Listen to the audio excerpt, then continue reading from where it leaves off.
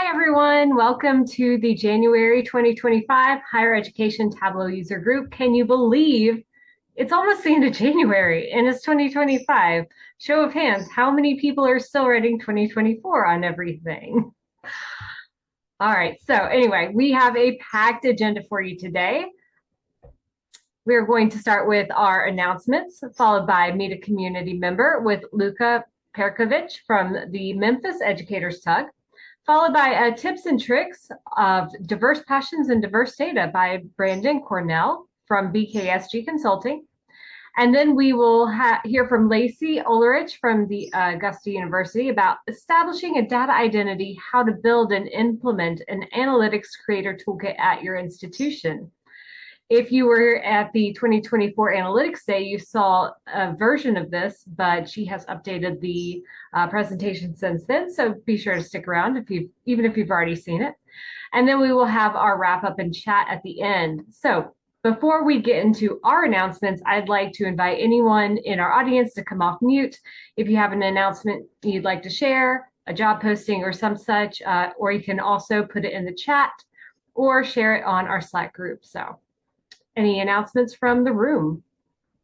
I'm going to start off the job postings with the Sloan School of Management at MIT, their Office of External Relations, which is basically advancement, so fundraising and alumni relations. They are hiring for a data analyst and reporting specialist after their last one retired. So it's not a brand new position. There's some work already underway, but you're sort of joining a great team that works with the central unit as well. My old team on the central unit part. So yeah, if anyone else has any postings, go ahead and throw them in the chat or come off.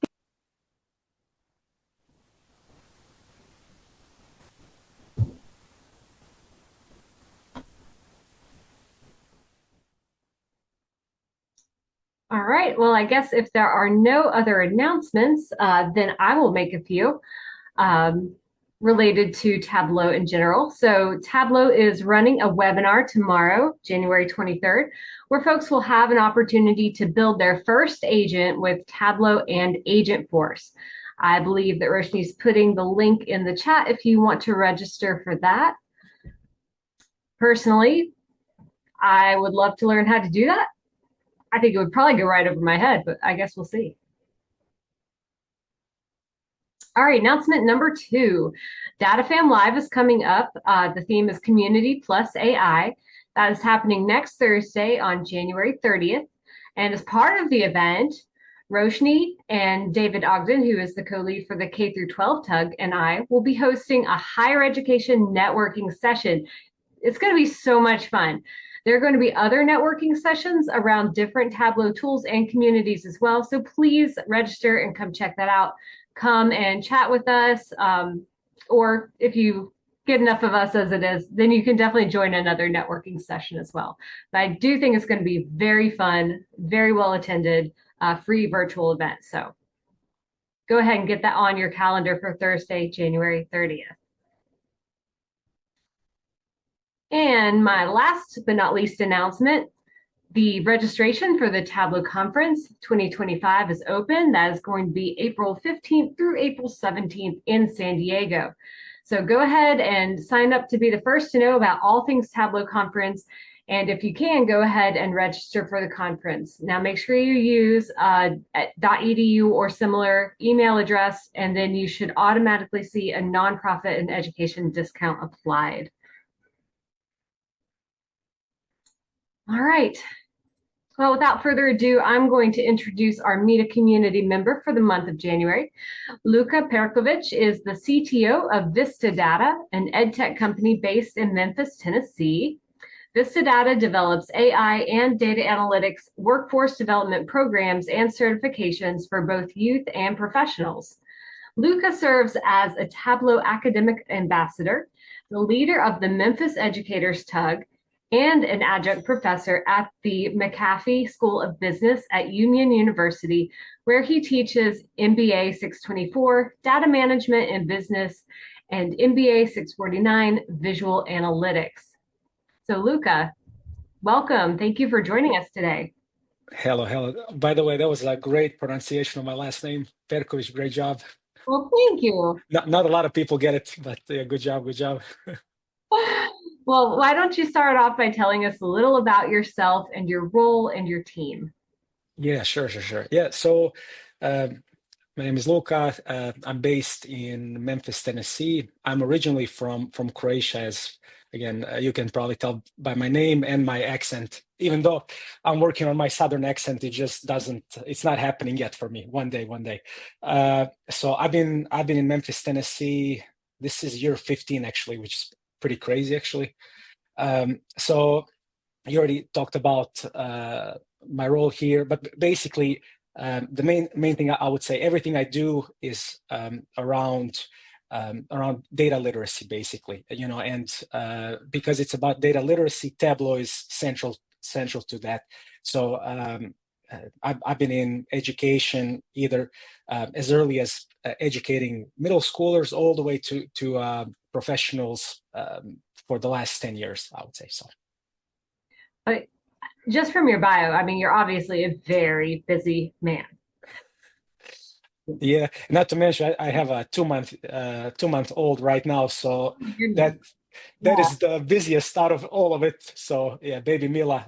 So, Oh, but yeah, definitely. So what type of data do you work with? sure. So when we use data, we look at it mainly from the teaching standpoint. So of course, most of the time we use the Superstore data set, the holy grail of the data sets for for Tableau. But however, I will say a lot of times in all our programs for the final project we have students collaborate with companies, and we try to get company to provide some type of a public-ish data set that they use. We want to make it as real world as possible, for the learners. But I would say to get the building blocks for Tableau, we use the Superstore data set. Well, it must be fantastic for your students getting to work with real like business data, real world business data. That's fantastic. Sure. So this might kind of be an obvious question or go without saying, but how do you use Tableau at work? Sir, so of course, I used Tableau operationally, just for managing the business, of course. But again, I will say we use Tableau 9 out of 10 times for educational purposes. And there's one more caveat that I like to say. So we don't teach people Tableau. So we don't do a course on Tableau. We use Tableau as a tool in order to learn data analytics, visual analytics. I mean, there's Tableau is such an interdisciplinary tool that you can use it in geography, history, et cetera, et cetera. So that's something very, very important to note, and it's such a powerful tool as well. So hands-on, and you can have beginners that have never learned about data, and they can start working with it immediately, basically. So You're absolutely right about that. That's how I learned to just pick it up, play around. yeah. Um, what is your favorite Tableau project that you've worked on? Yeah, that's a very, very good question. I'll actually, for this one, I'm going to mention a current one that we're currently doing. So, Vista Data, we're working with a charter school in Memphis, Tennessee. They're located in this underserved area. It's called Granville T. Woods. So we are in our second year of the pilot for them. So year one, we taught them fundamentals of AI, and their final project was to develop a chatbot or chat assistant for a community partner. So one of the community partners is Greater Memphis Chamber.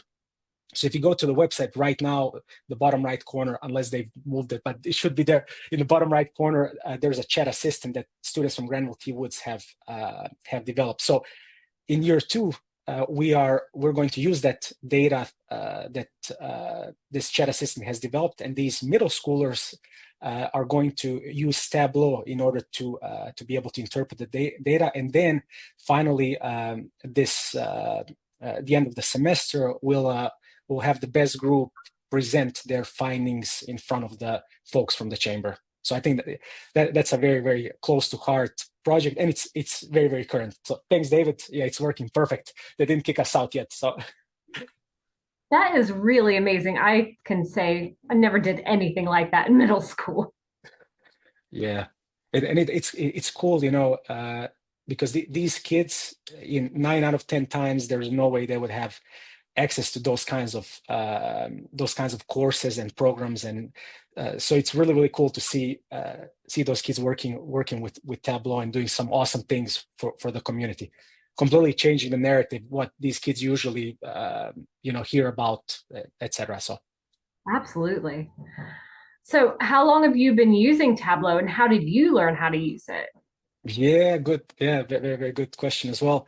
So this was grad school, I would say, and I was working with a professor on some very boring paper research, etc. And we were using, as you would, the SPSS.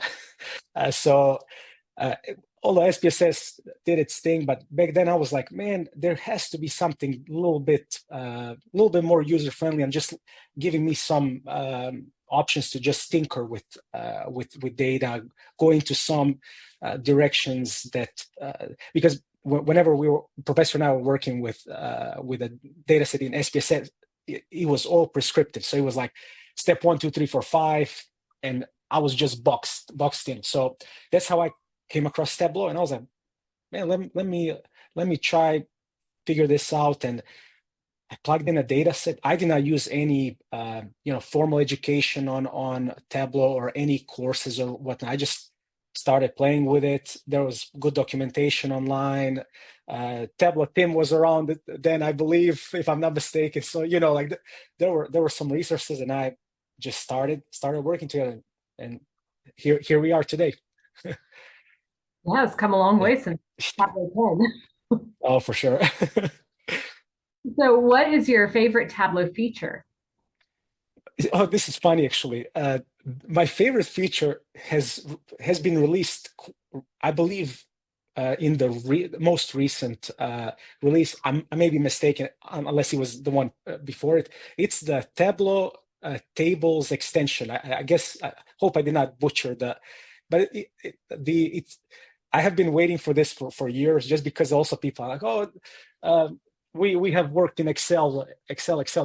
So now with the table extension, I think it's really cool, just to, especially if you're working with finance people and whatnot, and trying to show them also the power of Tableau if they need that intermediary step with some type of table data. That's what I use. So that would be my favorite feature. Yeah, I haven't gotten to play with that one much yet, but I definitely want to. Oh, it's pretty cool. So, what is something you'd really like to learn more about in Tableau? Yeah, I mean, nowadays we're hearing a lot about AI, and I think um, it can sound very abstract with depending on who you talk to. So I've been following this I would say new path that Tableau has embarked on, right? So even with 150 name changes they have done with their Tableau AI tool over the last 6 months or a year, this is something that I'm trying to learn more about. I guess Tableau Agent is the most. It was Einstein Copilot for Tableau, but I think they renamed it to Tableau Agent. But basically, this conversational analytics, something I've really I'm looking into it a little bit. But this is the very, very beginning of this conversational analytics. I'm very curious where it's going to take us to, basically. Definitely, that'll be interesting to see. Mm-hmm.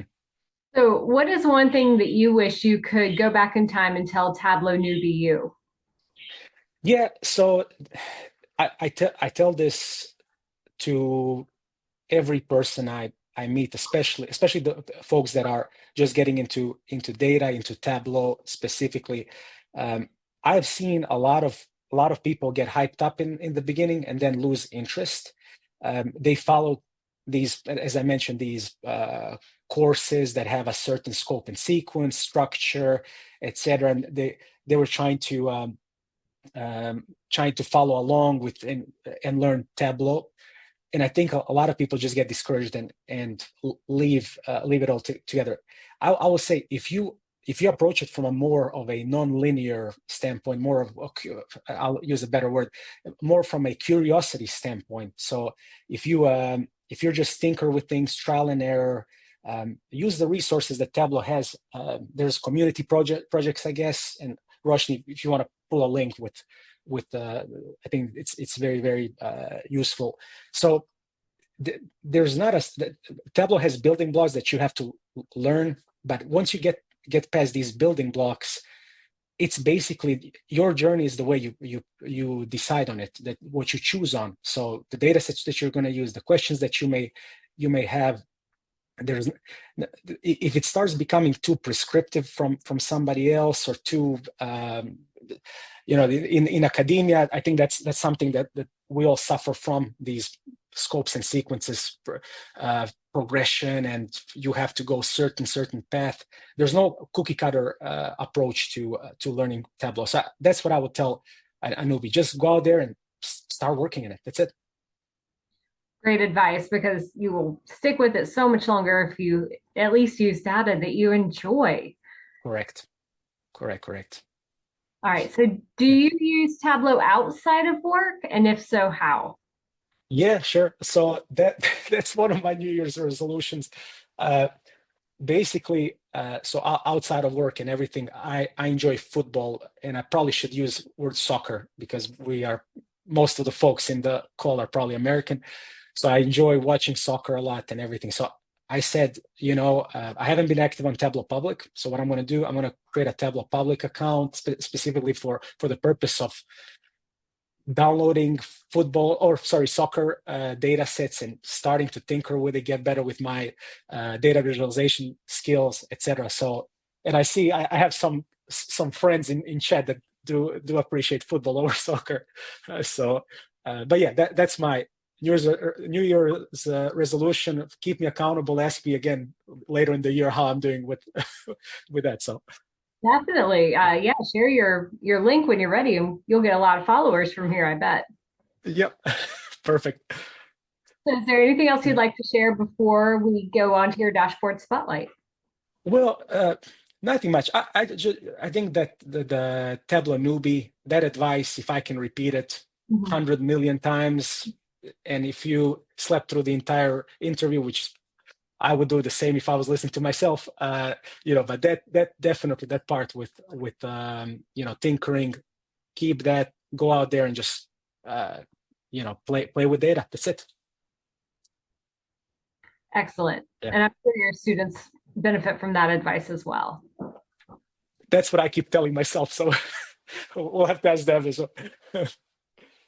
All right. So next we're going to have a dashboard spotlight where you've selected a dashboard you'd like to talk about. So why don't you talk about this dashboard, what you like about it, why you chose it, what struck you about it, and how it has inspired you. Sure. So again, this dashboard has been chosen from a teaching standpoint mainly. So Dan Murray, he's part of the community as well, legend, has developed this. But the reason I've chose this Anscombe's Quartet is, if you're not familiar with it, it's the answer to a question that your learners are going to ask you every time. Why should I learn about visual analytics, data visualization? What's the purpose of visualizing data? And I think this right here gives the best answer. So data on its own, just in a numerical text standpoint, when it's in a table format, you can't see any story from that. If you aggregate all that data from the table format into these descriptive statistics, etc., averages, it can help you kind of compress and make sense of data. But again, you cannot see the whole story until you visualize the data. So like for this Anscombe's Quartet data set, even when you aggregated the data from this table, the averages and means and everything was identical basically. So if you just looked at these like average numbers and everything, you were like, oh, these four four different scenarios are identical, you would be wrong. So you have to go that extra step and visualize it, and you can see immediately that each one is different on its own, right? So I think if you're teaching a data analytics course, or I would definitely use this as one of your first lessons that you have, and you can easily pull this visualization from Tableau Public and push it into Canvas or wherever you're teaching. That is so fascinating. I never had heard of Anscombe's quartet before you brought it to my attention. I think you've kind of already answered the next question too, which is, what did you learn from this visualization? And think others might find interesting or informative. Is there anything you wanted to add? Yeah, the only thing I would add, I think what I like, that extra step on the receiving end, the light bulb that hits, like when you're talking about this to a student that's interested in it, when they realize it, I think it's well worth it. And like students always, I asked this question when I was in school: why do I need to learn biology? Why do I need to learn blah blah blah? So they'll ask you the same thing with data visualization. Why do I need to? So yeah, there we go, right here. What a great answer. All right. Anscombe's octuplet. Yes, I like that rebranding. Roshni, I might use it. Excellent. You just gotta just use your AI to create more examples. Yep, I got you. Well, wonderful. I really appreciate you coming and joining us for Meet a Community Member today and talking about your teaching experience. And yeah. Thank you for having me. I enjoyed it. Wonderful. And if anyone else in the audience is interested in being a Meet a Community Member in the future, we're always looking for somebody to be in the hot seat. It really is a very low prep, low time commitment. So doesn't matter if you're brand new to this or if you've been doing it for a decade. We'd love to hear from you. All right. And with that, I'm going to turn it over to Roshni. So Luka mentioned earlier, he really wants to get into visualizing data he cares about, data he's passionate about. And Branden's here to tell us a little bit about his own experience doing that. So Branden Kornell has a background in business and psychology, and he's had extensive technical experience with visualization software, with databases, with programming languages.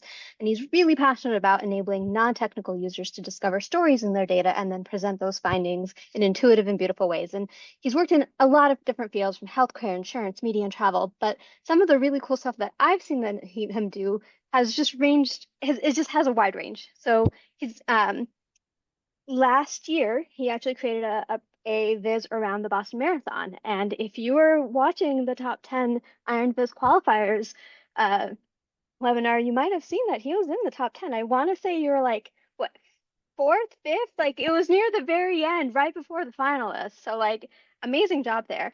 That same viz also got Branden crowned as the 2024 chart champ. But this is actually what brought Branden's education work to our attention, was this piece that he submitted for the 2023 Chart Champ competition, where he was one of the finalists. So we're not going to make Branden, run for miles talking about his marathon viz, but instead he's going to share something that's a little closer to us. So please go ahead, Branden, and talk about this viz and on diversity in education, and how your passion for the data sort of helped you create the final viz. Thanks for the introduction. Everybody hear and see me okay? Yep.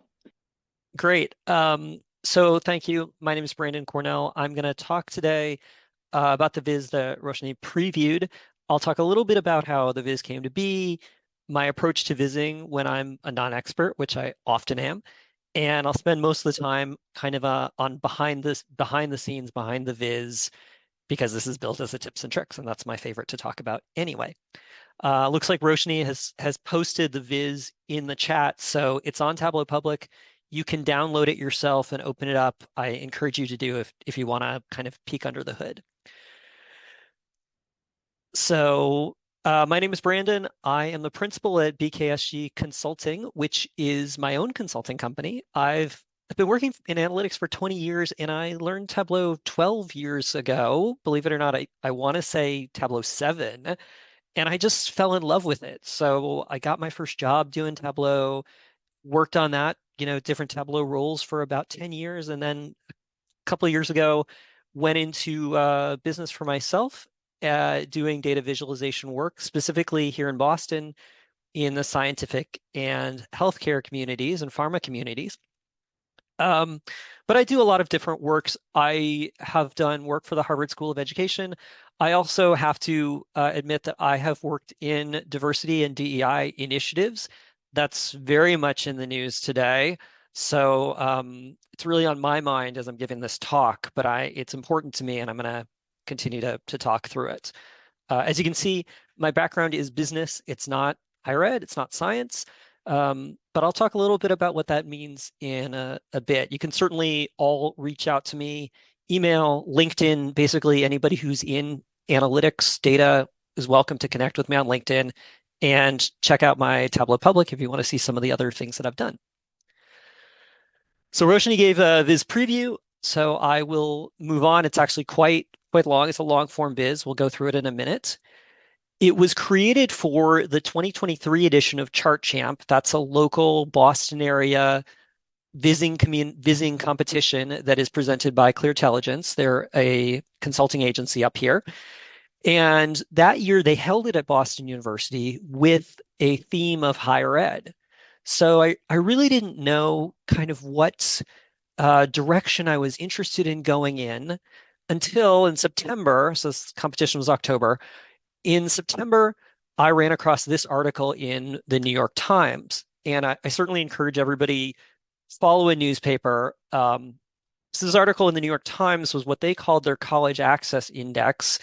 It looked at what incoming classes look like in terms of economic opportunity, and the way that they defined economic opportunity was in terms of Pell Grants.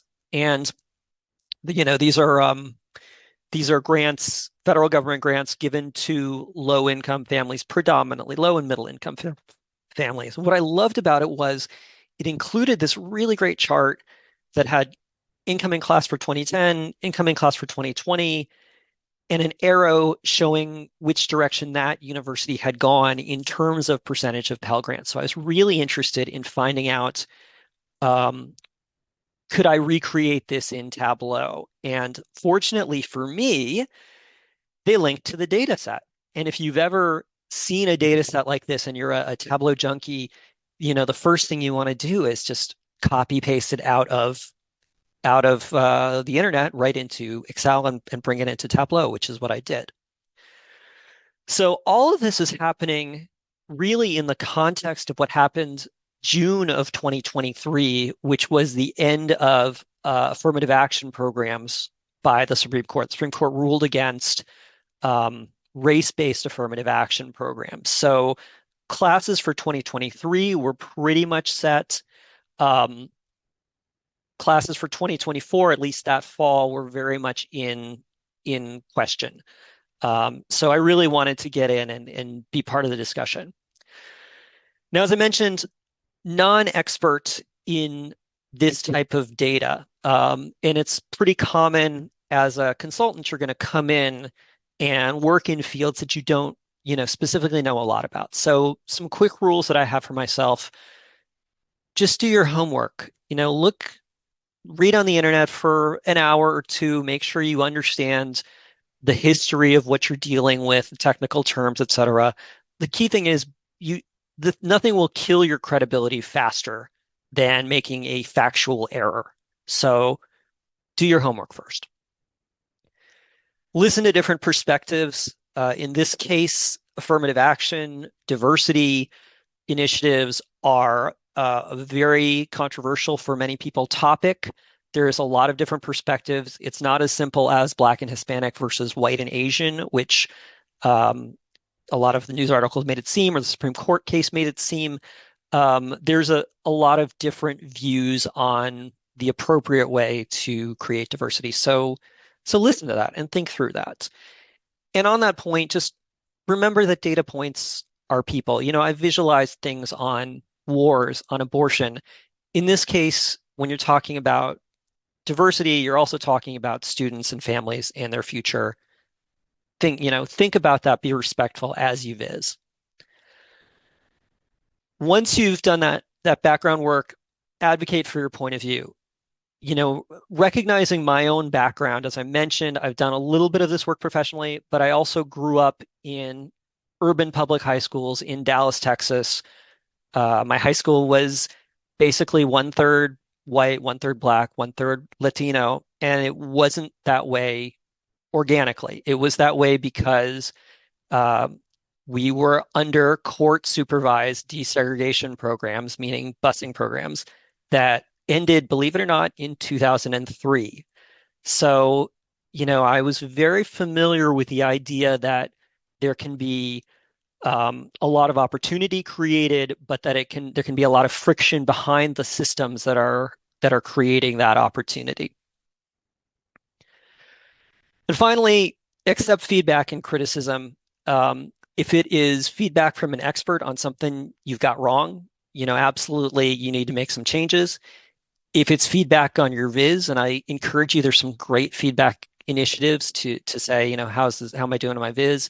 Consider it, decide if what you've done is serving your story, and when you want to stick to your guns and when you want to make changes. So some advice here. All right, let me switch over to the viz, and I'll kind of talk through some of this thing. So as I've shown you, this is a long form viz, which I love to make. It's about 6,000 pixels, goes quite far down. I start with an introduction, and to do this, you got to think about who is your audience and what is the purpose of the viz. In this case, my audience, similar to me, people who are not experts, not necessarily in higher ed, but who want to understand the context of the diversity discussions and want to, from a journalistic perspective, just understand, the concept that's being discussed in terms of diversity, which in this case is looking at Pell Grants as a means of achieving economic diversity, but potentially also racial diversity. I do like my visits tend to be kind of text heavy. Because they're text heavy, one of the things I do is just bold certain phrases, so that people don't have to read all the text. If they're scanning through, they just get some of the key points or key phrases.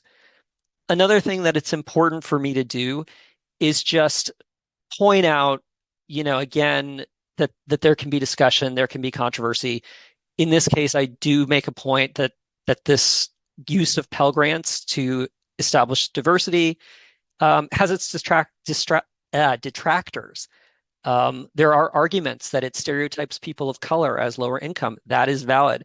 There are arguments that it's ineffective because people in middle and upper class can still be racially discriminated against, even if they're not Pell Grant recipients. So, as I've said, growing up in my high school, systems get created, they're imperfect. We continue to have discussions. All right. One of the things I love to do on a viz is have a big kind of font that brings you into the world of the viz. In this case, what I usually do is I will Google, font for higher ed, font for sports. I did a Boston Marathon viz, font for the Boston Marathon, and just find one that's appropriate. Important thing for you to know, you cannot just download this to your computer and use it and expect it to show up on Tableau Public, on your Tableau server. This is actually a picture of this font or a picture of this text. So it's exported as an image, and then best practice is to have alt text that says what it reads for screen readers. If you've never done it before, an easy way to do that is to go to PowerPoint, and anytime you have text, you can just right click and save as picture, and that will make a picture of that text. So, and I love to do that just to break it up and to also bring people into the world of the viz. I chose a picture. This picture happens to be a free picture from Unsplash. So lots of great free images on the internet. There's rules about how you cite them. So down at the bottom, I've cited it the way they asked me to. It's pretty common now for people to use AI generated pictures. If you do that, just make sure people have the correct number of fingers. And please just, I think best practice now is just put, generated by AI so people are aware of that. But I really do like using real pictures. Sometimes I buy them, they're not that expensive, but always cite. So here I'm moving into the analysis. First, just talking about Pell Grants, explaining what they are. There's a bar chart, very common bar chart to just split up the income categories. Now, this bar chart is essentially a histogram, which is a distribution. And usually when you see a histogram, you usually see it going up as columns. So I fought long and hard with myself. Do I want to make it columns? Do I want to make it horizontal? The reason I chose horizontal is because usually best practice for a histogram is that all of these bins would be the same size. And in this case, I'm using government data, don't have any control over it, and the bins are kind of different sizes. So I've got $6,000 bin, a $3,000 bin, a 6,000, then later they're 10,000. So I chose to go horizontal. It's very easy to read left to right, takes a little bit less real estate. Again, your audience may be unsophisticated, so I like to use bands to kind of summarize the information.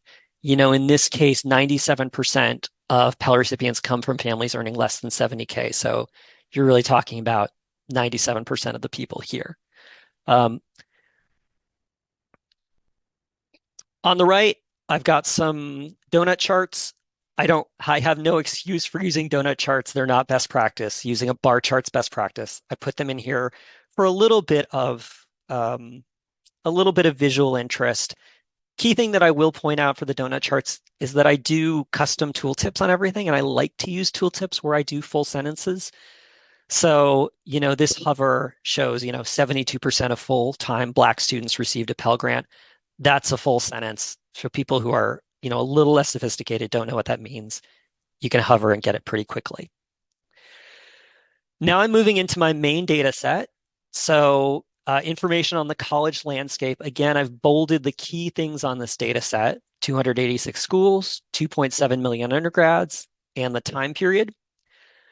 I've got a really simple stacked column chart just to give people an idea of the percentages of schools. And the thing I'll point out with this is I thought a lot about color and how I wanted to use color. And I wound up going with 2 different shades of brown to mean public university and 2 different shades of blue to mean private university. So we've got flagship public, other public, and private non-Ivy League and private Ivy League. So trying to create kind of a color language here. To the right is a much more complicated chart. It's called a Pareto chart. It's got every individual school from the biggest schools, which University of Central Florida, all the way down to tiny blue private schools. Nice custom tooltip with information. And it's called a Pareto chart because it's got this big line that lists cumulative percentage. So you can work your way up to roughly 100 schools containing 80% of the undergrads in the data set. So Pareto, a lot of blogs available on the internet on how to create this kind of chart.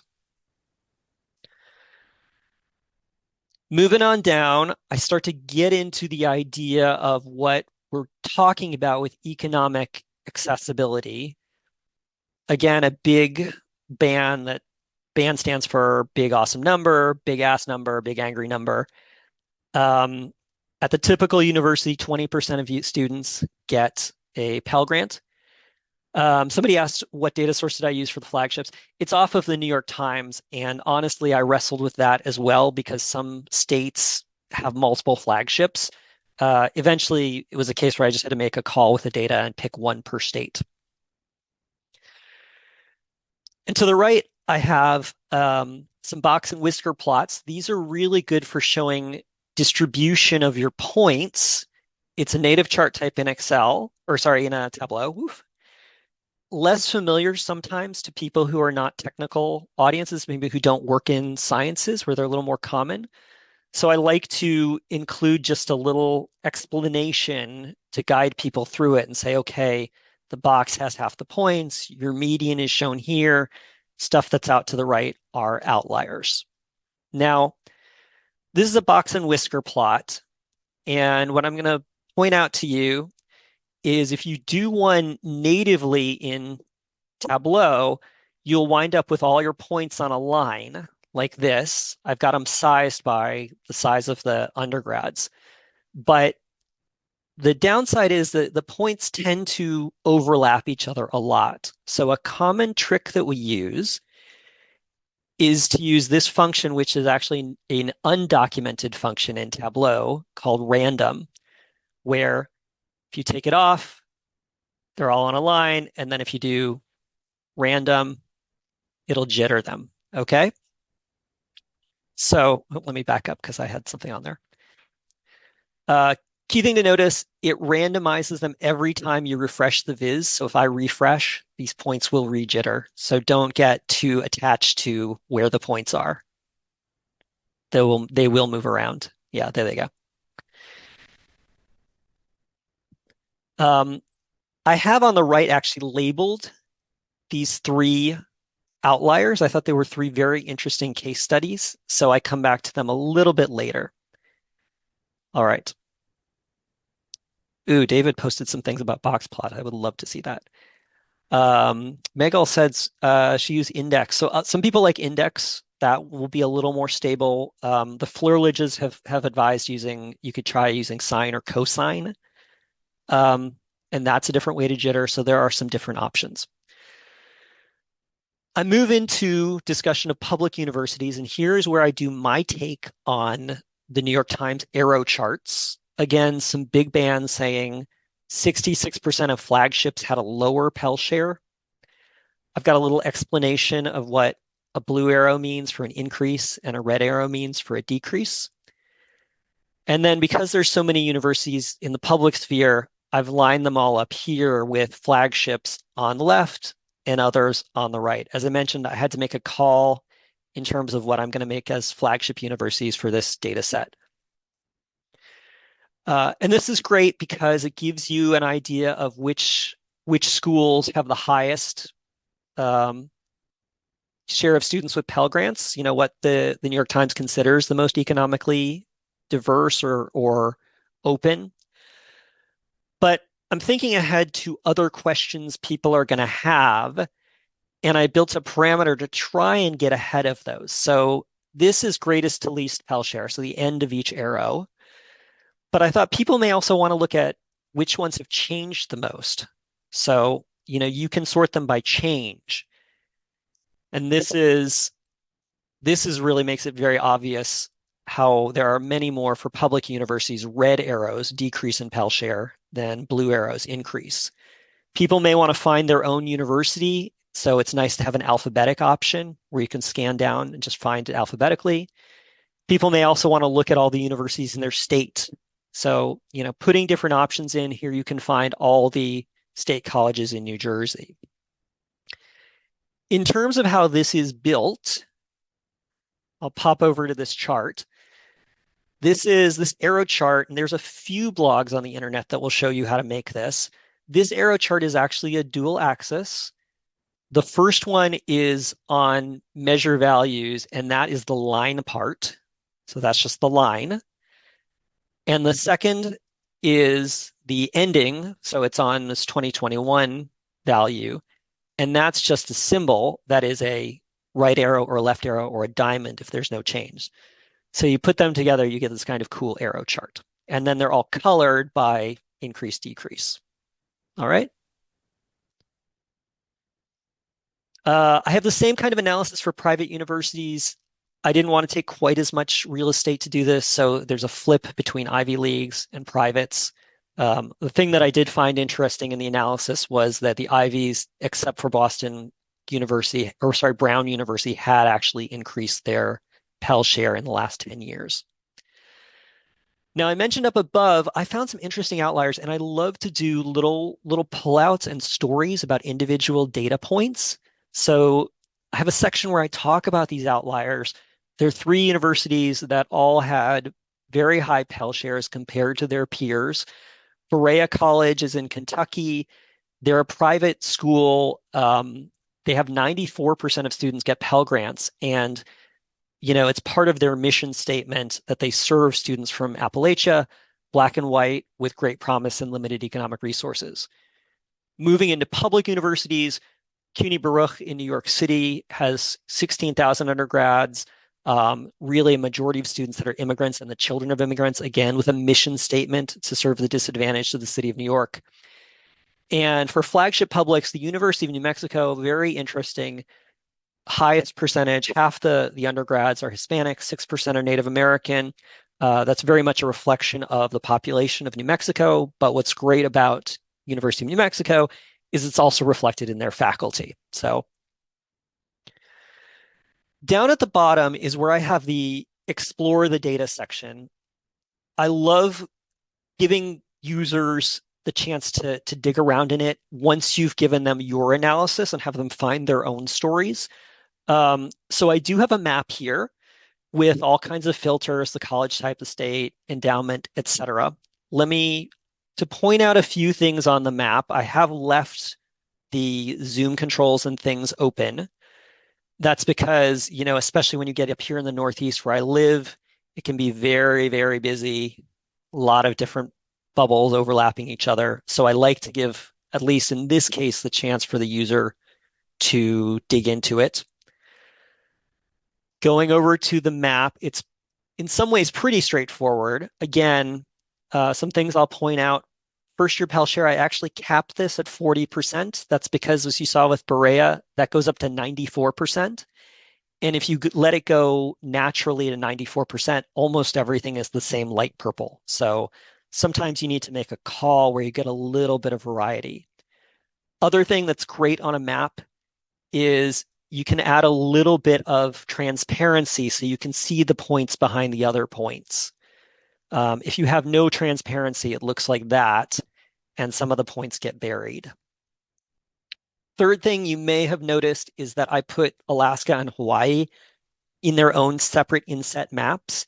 If you don't do that, what you wind up with is a map that looks like that, where Alaska is huge, and that actually is not as helpful to end users. So, and then beneath this, I have a data table. I don't like to do straight up crosstabs. Sometimes at work I'm asked to, but I prefer a data table. In this case, I've got one where I've got this thing that says details. That's actually just min1 on the columns, and that's really just a placeholder for me to put the word details onto text and then have some information in the background.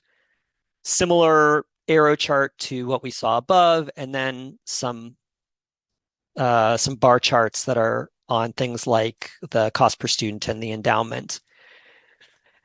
Somebody says Alaska, Alaska, yeah.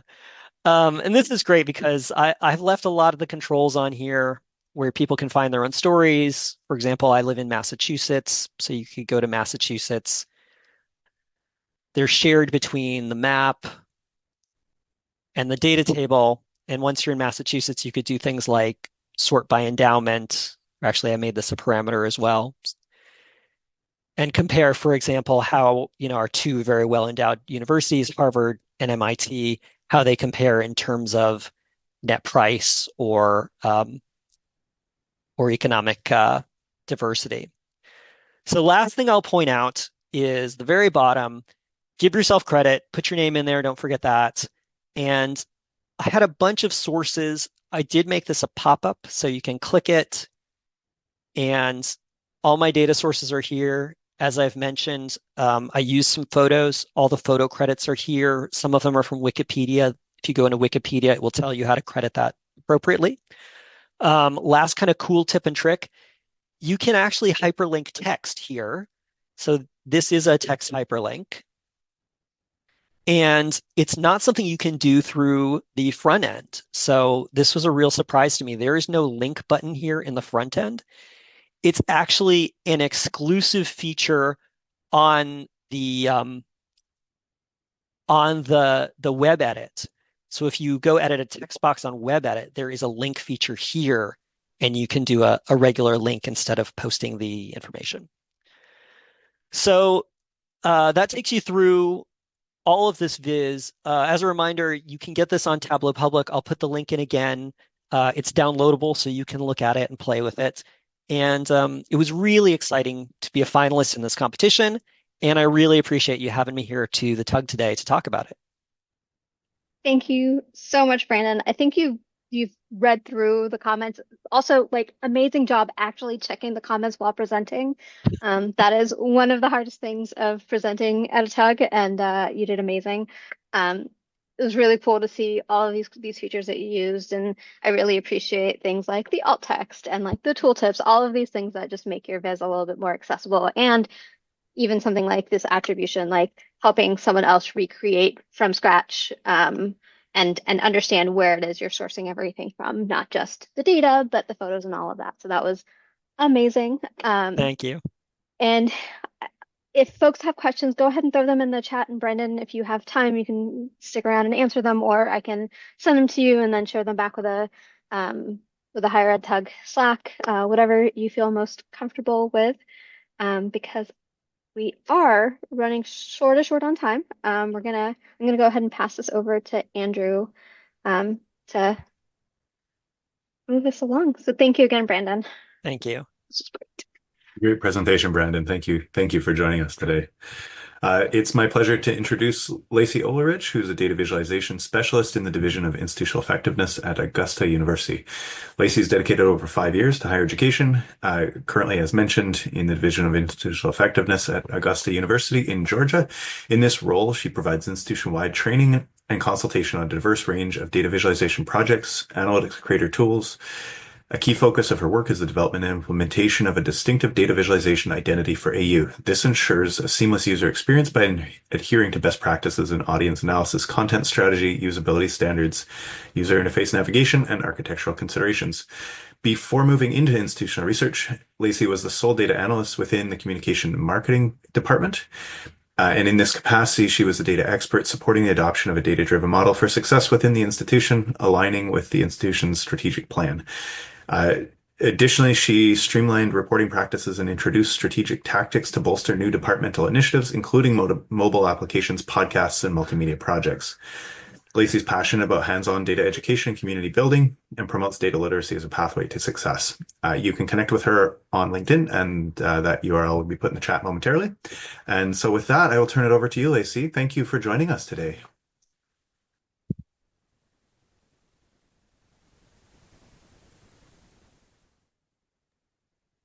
Hey there, everyone. Thank you for that introduction, Andrew. I'm going to pull my PowerPoint up shortly.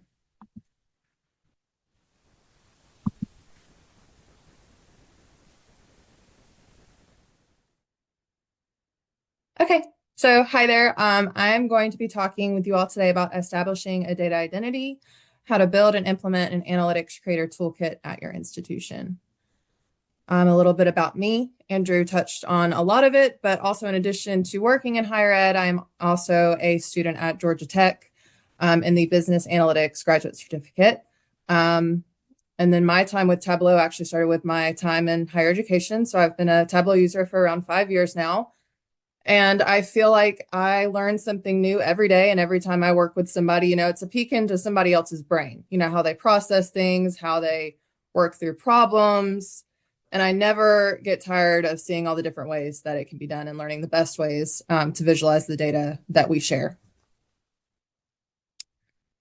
A little bit about Augusta University. We are in Augusta, Georgia, as our name suggests. We were founded in 1828. We've had several names over the years. Most recently, we went through a consolidation process in 2015, and we're now known as Augusta University.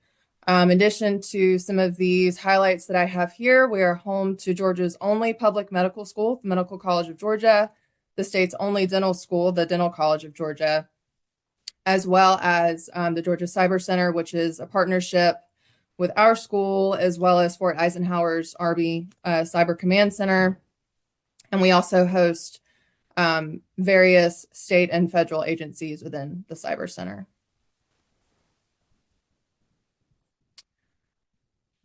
So why are data design guidelines important? They promote consistency and understanding, which is important not only in building your community of practice, but also in introducing people that are not familiar with your data to your data. Let me see, I think I have.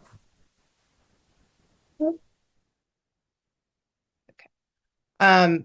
We want to make sure that we have a blueprint for fast-paced and cohesive design, and these design guidelines help with that. Our current creator toolkit consists of these 4 areas. We have our data design guide, our analytics project checklist, our dashboard start guide, and our design elements. And I'm going to go into each of these shortly for you all. And this is something that is ever evolving. We do add new resources and new tools occasionally, but these are our core 4, is what I call them. First up, like I said, we have our data design guide.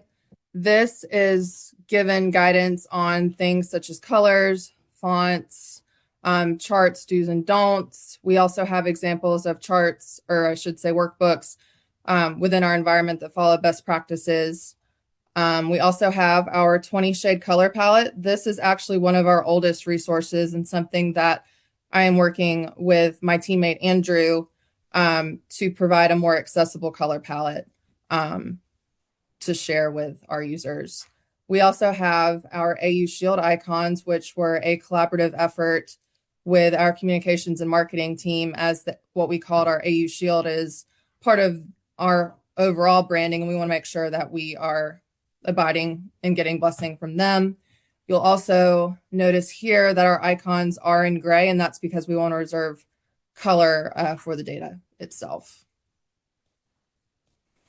We also have our AU Data Design Quick Reference. This is just kind of a one-sheeter that you can print out, have at your desk, have in your bag.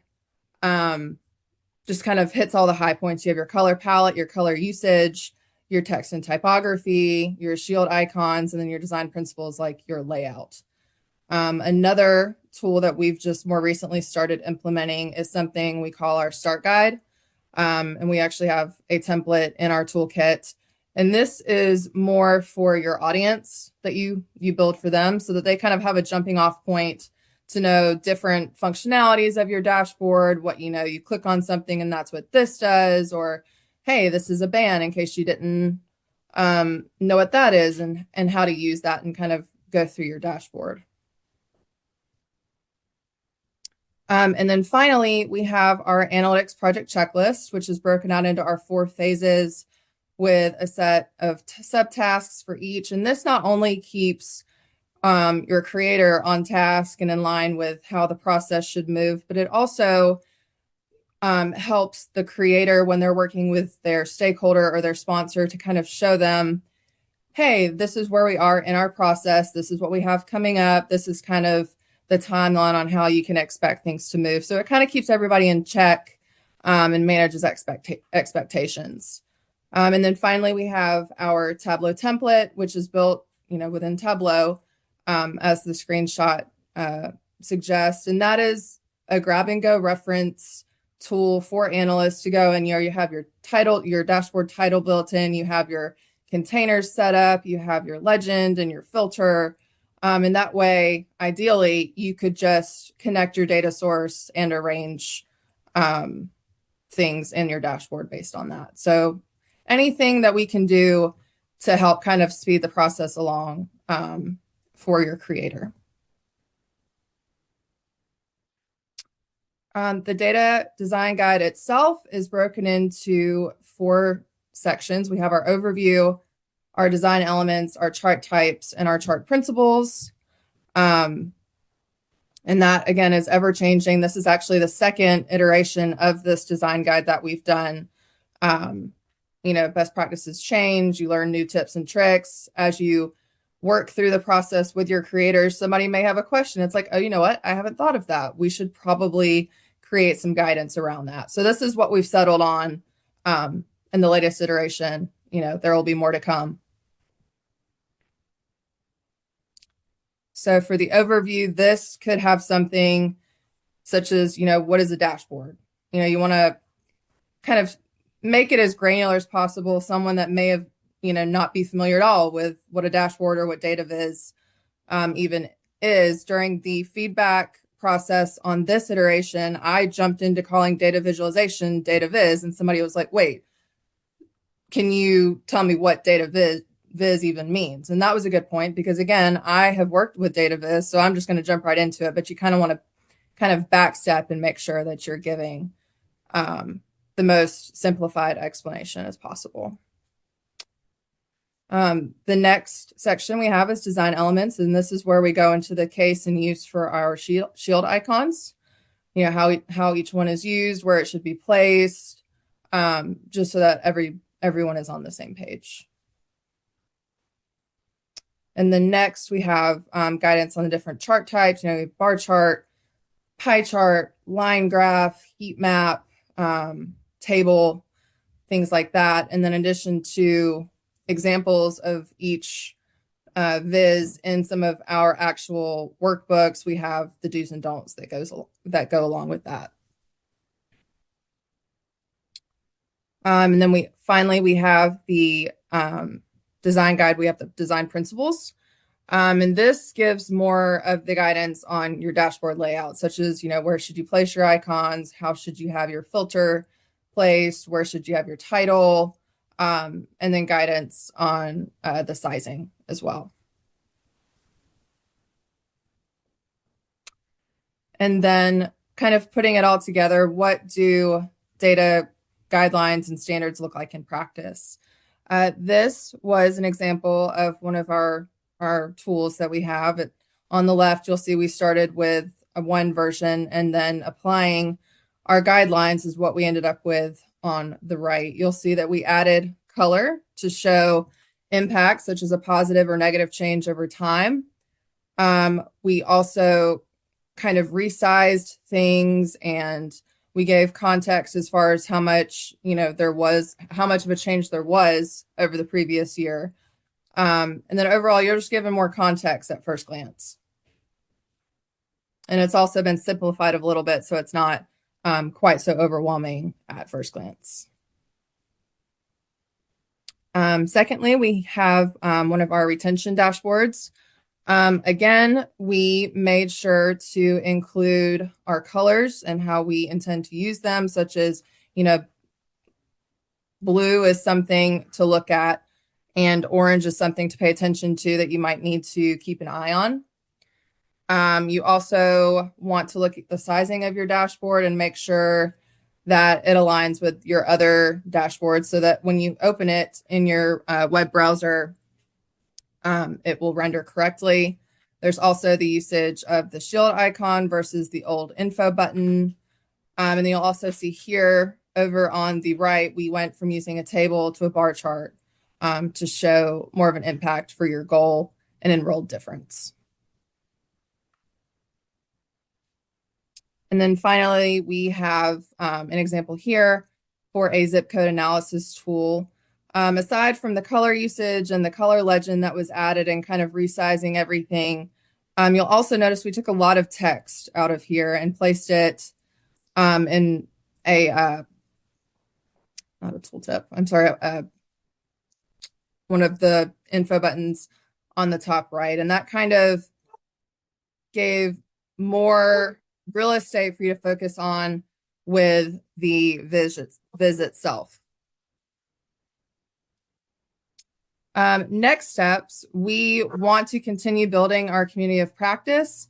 One of the ways that we've started doing this is to become active in our analytics community of practice teams environment. This is a way for us to keep up to date on things such as App State Analytics Day and all of the resources and tools that we come across, in our day-to-day findings. And we also will drop training opportunities in here, as well as talking about Tableau data sources, just anything so that everyone can stay up to date on what's going on with our community of practice. Feel free if there is something you'd like to hear more about. I'd be happy to answer any questions you have, and I am just thankful for the opportunity to share.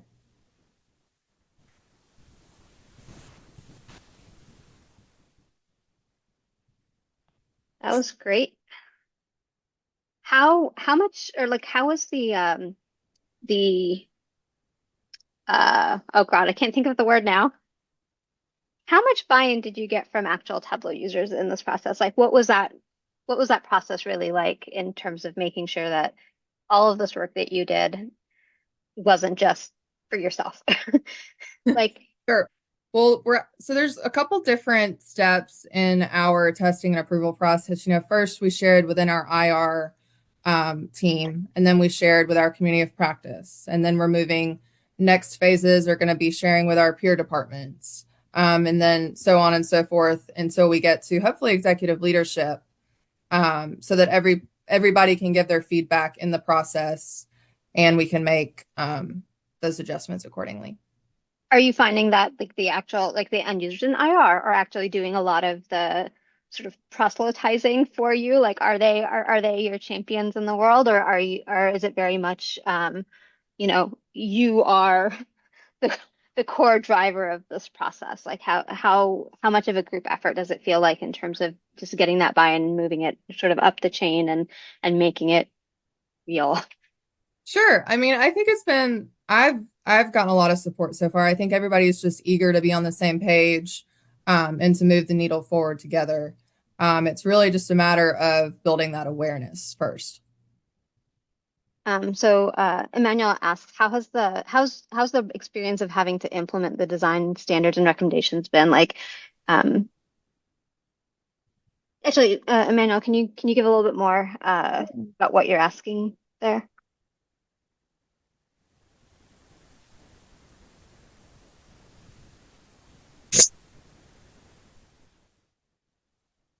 Fortunately, I'm not seeing any typing. So Let's see. I'll see if I can pull up the chat too and see okay. if I can build some of those questions. Let's see. Yeah, there's definitely a lot of like, this is awesome. I think big priority for me to include the before and after, because it's one thing to talk about what you should be doing and what you are doing, or what you are doing, I should say, excuse me. But then just seeing it in practice is another level of, especially if you're a visual person, like I think a lot of us are. Yeah, it's sort of the here's what it looks like. It might be okay, but like here's how we can make it better and actually show it. Yeah. So Emmanuel's question is more about some of the issues or challenges. Like, did you face any issues or challenges during the process, and how did you work around them or work through them? I think the biggest piece and some of the hesitation is just people aren't aware that that's what they should be doing, or that the hands-on, opportunity to learn is even available. So just be like, hey, if you do have some questions, I'd be happy to set up a Teams call with you to go over things. And I know with my own team, we started doing weekly working sessions so that I can kind of help with the visual piece of things, and then any bigger issues that may need to be answered from like the data warehousing team, or anything related to our analytics roadmap could be talked about with our director of institutional analytics. So just really being readily available and making sure that people are aware of that. That's great. You definitely seem to have the executive buy-in you need in order to continue moving this program forward. So awesome. Thank you so much. That was really great. There's definitely some ideas that I would like to bring back. We'll see if it actually happens, but Yeah, I wish I'd had the opportunity to do a question beforehand, like how many of us are already including, or I guess implementing something similar, because I'm curious. here, we're just going to ask that right now. Yeah. Something similar. So if you are go ahead and put a thumbs up. Respond with a thumbs up to the question I just asked. Looks like there are some folks who are implementing something similar or are hoping to get that Awesome. way. So Awesome. yeah, it's definitely an initiative. You definitely got to have some support and the willingness to just keep pushing through. So great, thank you so much. All right, and so we are at the end of today's meeting. We've got a whole lot of stuff to share with you. But first, we want to know how today's meeting went for you. So please give us the feedback. The links are in the chat. We do have our next meeting scheduled for February 12th. Again, it's a Wednesday. You guys are going to meet Professor Drinkwater. You might know Andrew Drinkwater, aka HETUG co-lead, but you're going to meet the professor this time. Christian Adams from UW is going to share how Tableau prep and published data sources work and some of the challenges and solutions that the University of Washington has found. And then we're going to have a whole lot of time for chat because we also want you guys to go attend the CCC TUG because there's a couple of sessions around surveys that we're really excited about. And if you want to present, if you want to be spotlighted in our Meet a Community member, please go to that tiny URL and fill out the form. There are a couple of events that we want to highlight going forward. We did accidentally highlight something that apparently is no longer available. So the Build Your Own Agent Force session apparently is so popular that they have reached capacity on the platform, so that there is no room right now on that, but we will post in the Higher Ed Tableau Slack if any additional openings or any additional offerings are available. We do want to highlight a few different tugs that are coming up. So the analytics tug is next, whatever day today is +1, next Thursday, the 30th, from 12 to 2. It does overlap with DataFam Live, but it will also be recorded. So one of the really cool things that is going to be talked about at that tug is Alex Wallachek, who's one of the Tableau ambassadors, is going to talk about colors, and I'm guessing there's a 99% chance that he will also talk about the Tableau Color Manager, which I posted a link to earlier, that can help you take things like that list of hex codes related to your university's branding and put them into your Tableau preferences file, and then share that Tableau preferences file so that everyone really is using the exact same hex codes and colors to sort of support your branding. Like I mentioned, the CCT TUG has survey data next month, and then for Valentine's Day, I heart accessibility, and the accessibility TUG is pulling Valentine's Day, or is doing a focus on low vision users at the accessibility TUG on Valentine's Day. So another big heart there. So that is it for today. Again, we want to thank everyone who presented. So Branden, Luka, and Lacey, and we want to thank all of you guys for coming. We hope you enjoyed today's session, and we hope to see you again next month.